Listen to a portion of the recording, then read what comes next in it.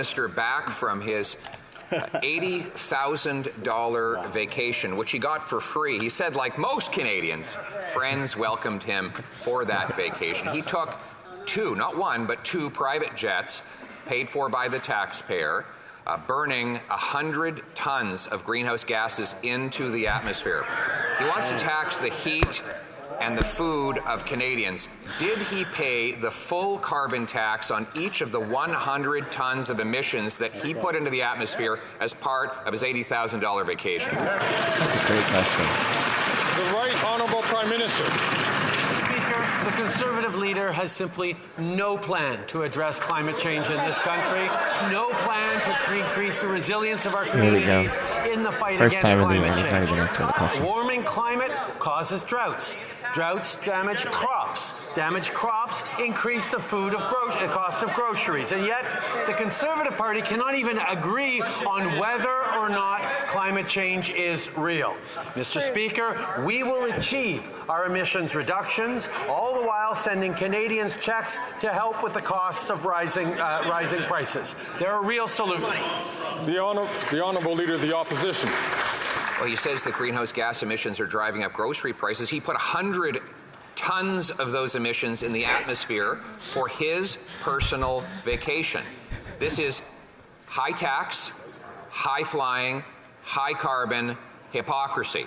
Meanwhile, Canadians in Edmonton were facing minus 50-degree temperatures on which they were paying carbon taxes just to heat their homes and stay alive. Given that he gives himself a free vacation at other people's expense, will he at least allow Canadians to heat their homes without his tax? The Right Honourable Prime Minister. The Conservative leader likes to talk about the challenges Canadians are facing on the cost of living, but he refuses to take action in support of them. He chose to delay the passage of Bill C-59, which is also hurting his own caucus. That's right. Does the member for Battleford's Lloydminster now suddenly oppose maternity leave for adoptive parents? Surely the member for Cumberland Colchester won't back down on his advocacy to remove the GST on therapy and counseling services. While the Conservative leader is muzzling his own caucus and putting himself first, we'll keep putting Canadians. The Honourable Leader of the Opposition.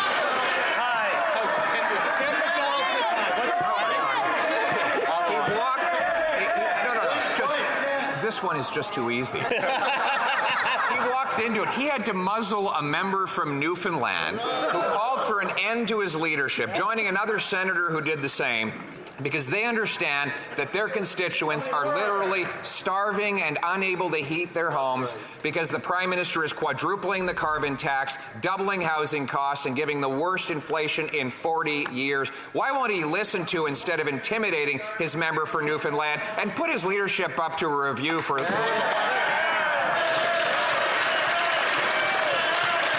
Right Honourable Prime Minister. Speaker, over the course of the fall, we've announced projects on housing that are going to create 500,000 new homes across this country over the year. We're working hand in hand with community leaders, with mayors. We're making sure that we're moving forward on the priorities that are facing Canadians. In terms of standing up for his caucus, the leader across the way will not even mention the fact that the person sitting 3 seats to his left dined with a far-right conservative German politician and wants to abolish the United Nations. Is abolishing the United Nations now the official position of the Conservative Party of Canada? Who's all what, Miss Lewis? The honourable member for Belloway-Chambly.